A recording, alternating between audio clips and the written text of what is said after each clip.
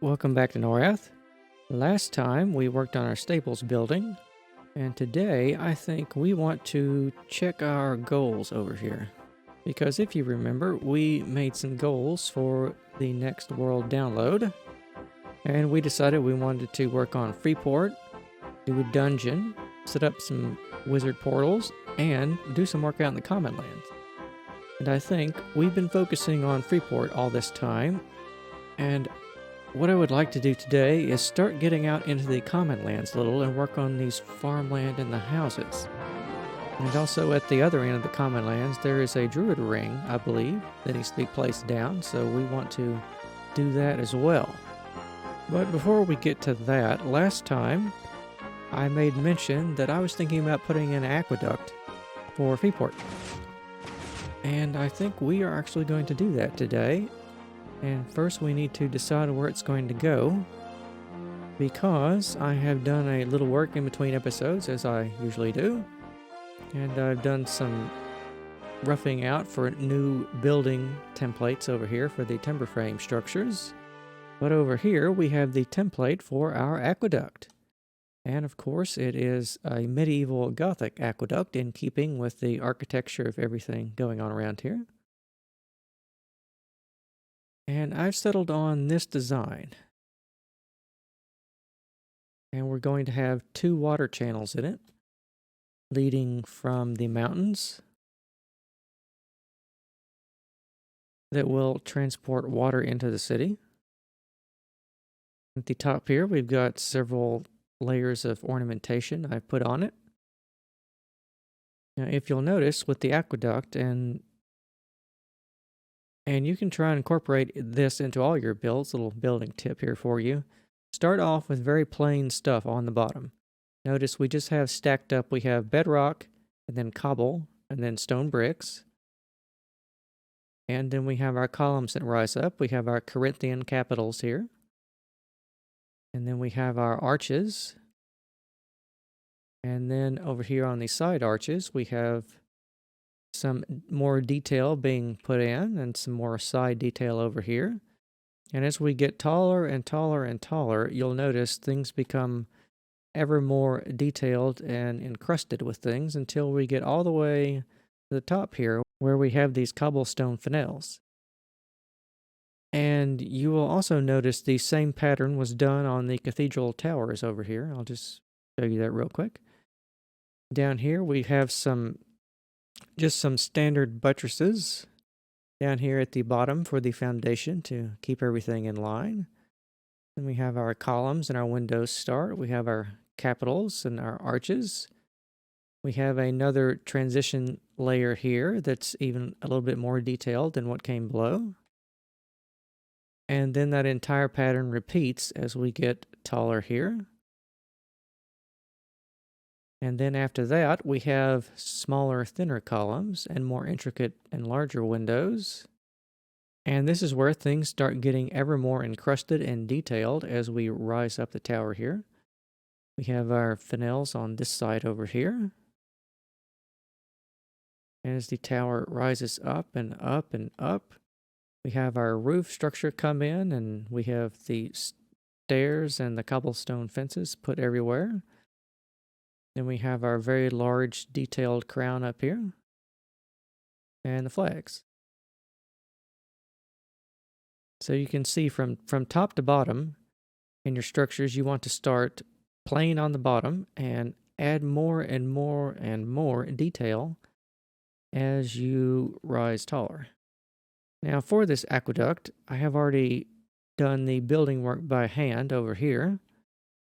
And we will, of course, be using mcedit to place down the aqueduct, because this would take the rest of my life to build, even in creative. And this is actually how much of the structure that I built. I grabbed the arch that we started with over there for the square,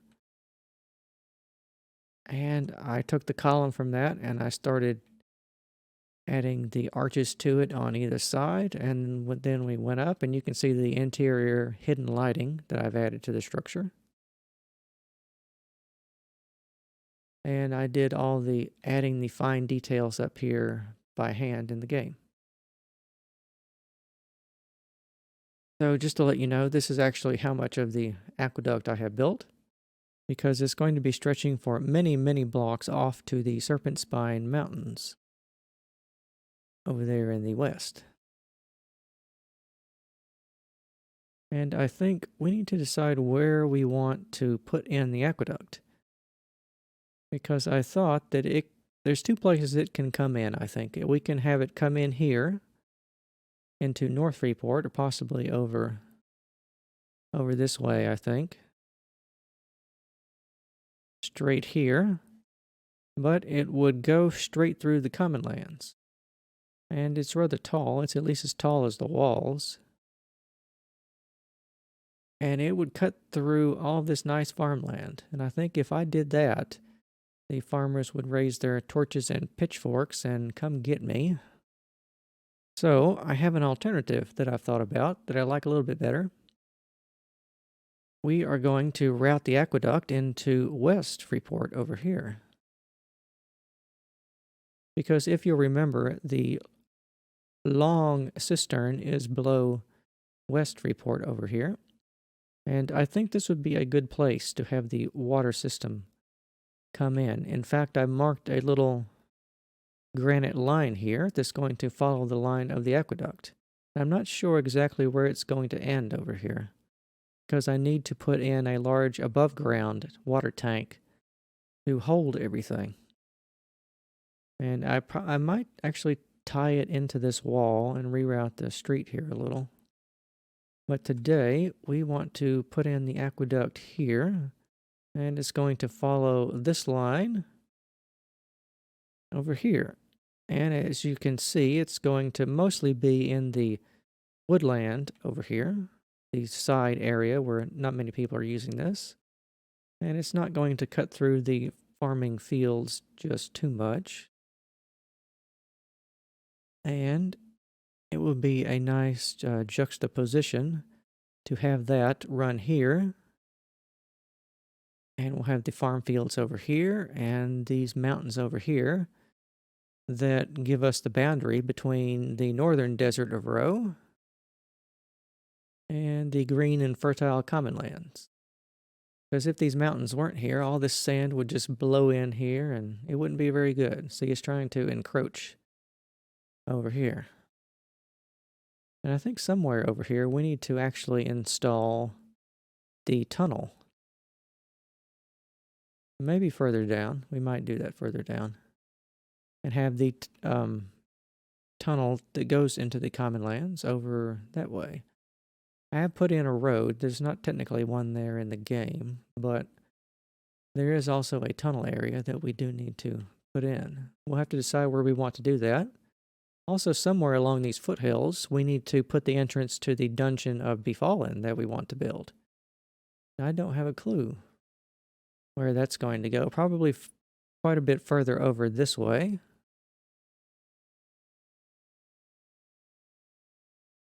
And down here, we want to start putting in our farmlands. We will have farmhouses and barns and all sorts of good things.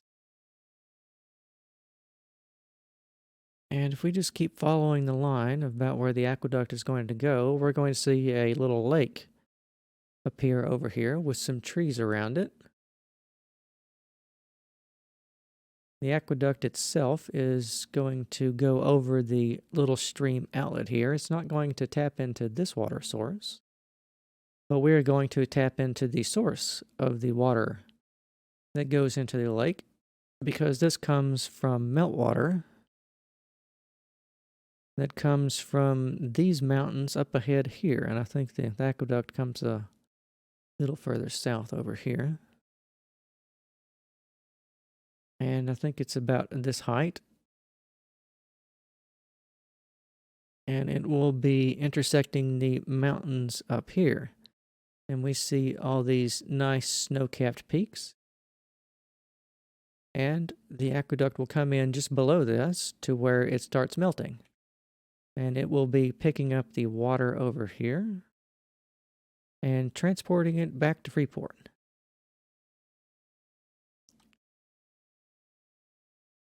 So that will give us a nice, good, and clean water supply. Whenever we build Quanos sometime in the future, we're going to be putting in a large aqueduct for that city as well that will go straight across the plains of Karana. And I think we'll try and do a slightly different aqueduct design from that just to make them look different. But I think today we are ready to hop into mcedit and start placing down the aqueduct. All right, now it's time to get the hard work done here in mcedit. I have prepared a 3-long section of aqueduct here, and we're going to place it inside of our walls here. And we want to get it on the granite line we marked out earlier. So let's nudge our template into position here. Looks good. And let's nudge it over here. Now let's see, how do we want to do this? Which part of the aqueduct do we want to intersect the wall? Do we want it to sort of go over the wall here? Or do we want it to be part of the wall? That's an interesting question. Let's think about what the height has to be. Because all this down here, this is just extra stuff meant to sink into the ground like this. So I think we're going to want to leave how much of that? That might be a little too much. Maybe about like that.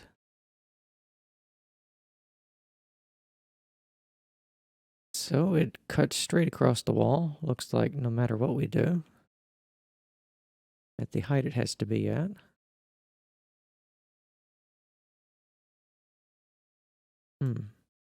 Well, we can either clip it in that way, or we can clip it in over here, in that section.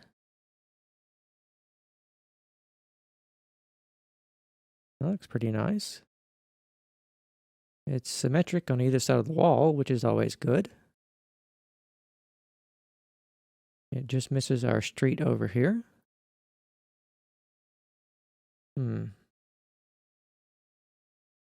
Let's look at the other side again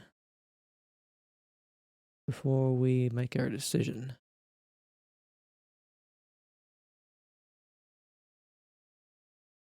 There we go. I think that's centered. Okay. Well,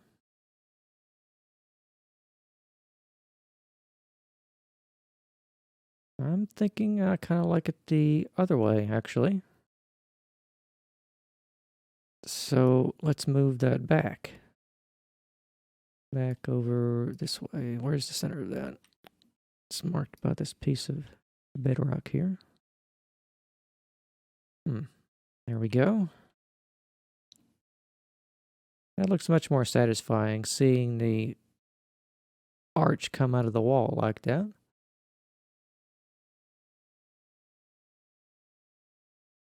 Yep, I quite like that. That's what we're going to go with. Now let's go out here and take a look at the terrain height and see what we want the piers to sit at. We've got a hill over here.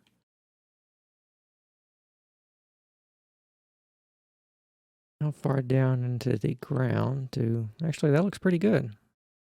I think we've gotten the height correct.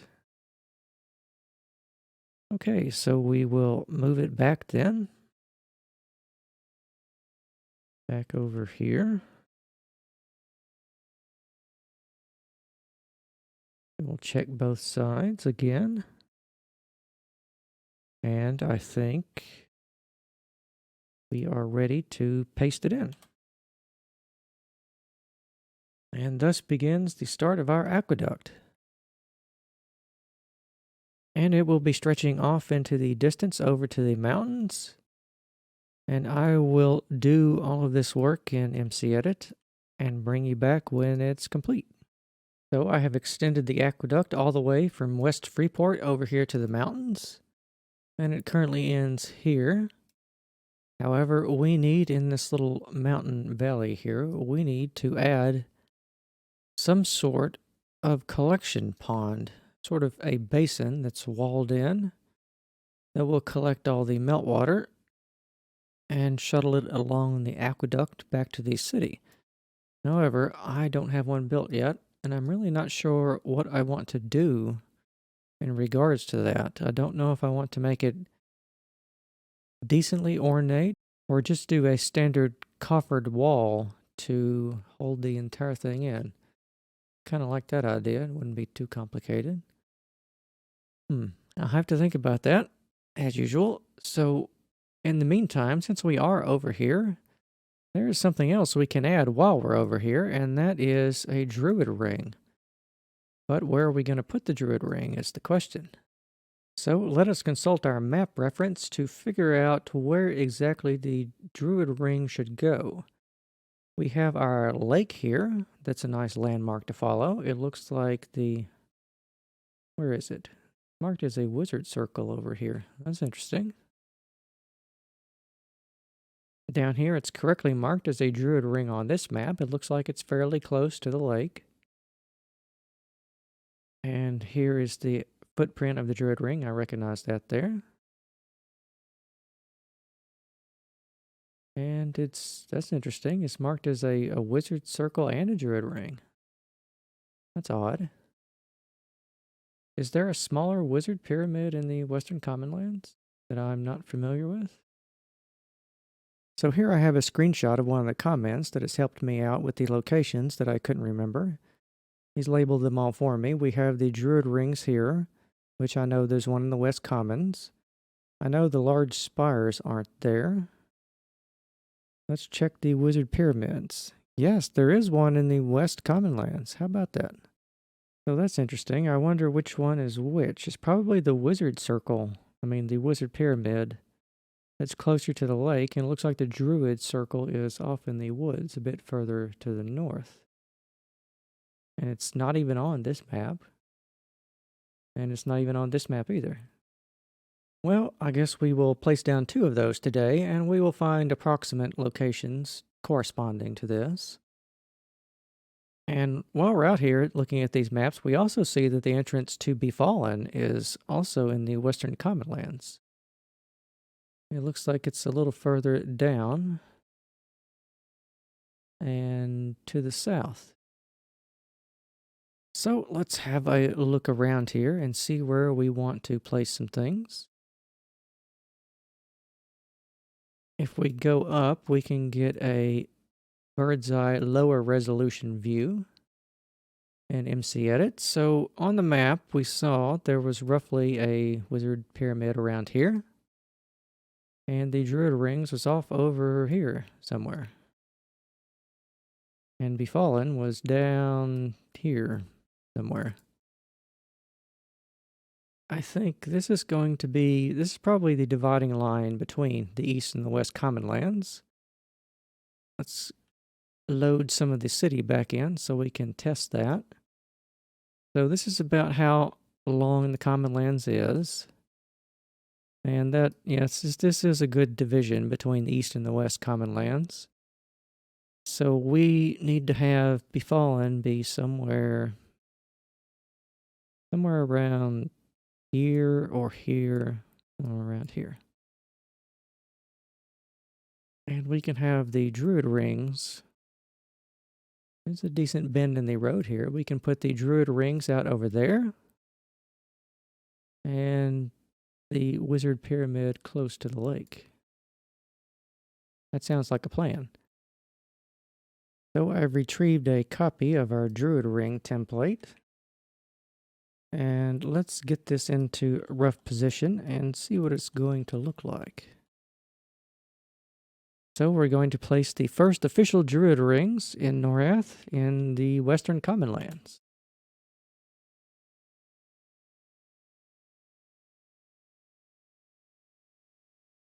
And there it is. Now, for those of you that missed it, we are going to have buttons here and signs that will tell you where the teleports go to. The druid ring has 12 teleport commands, which means we will have 12 other of these rings throughout the world. And there's command blocks behind these that will teleport you to those locations. So let's hop back into the game and take a look at what we've done. We have the druid rings sitting pretty here. And we can now see our aqueduct stretching off into the render distance in both directions.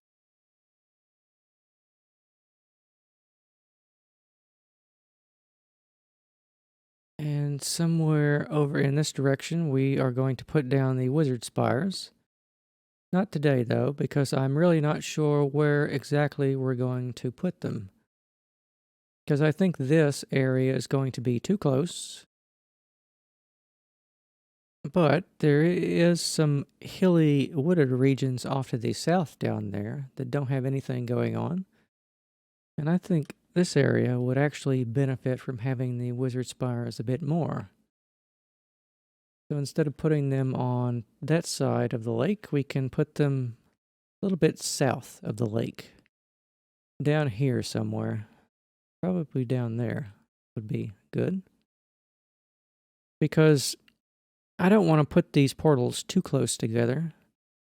Because if you want to transition from the wizard portal network and start using the druid portal network, I do want you to have to actually walk through the world and use the roads and everything. So that is why I went to the trouble of building the roads. But I think that's all the time we have for today. Join me next time and we will work on probably a farmstead and maybe find a location for those wizard spires.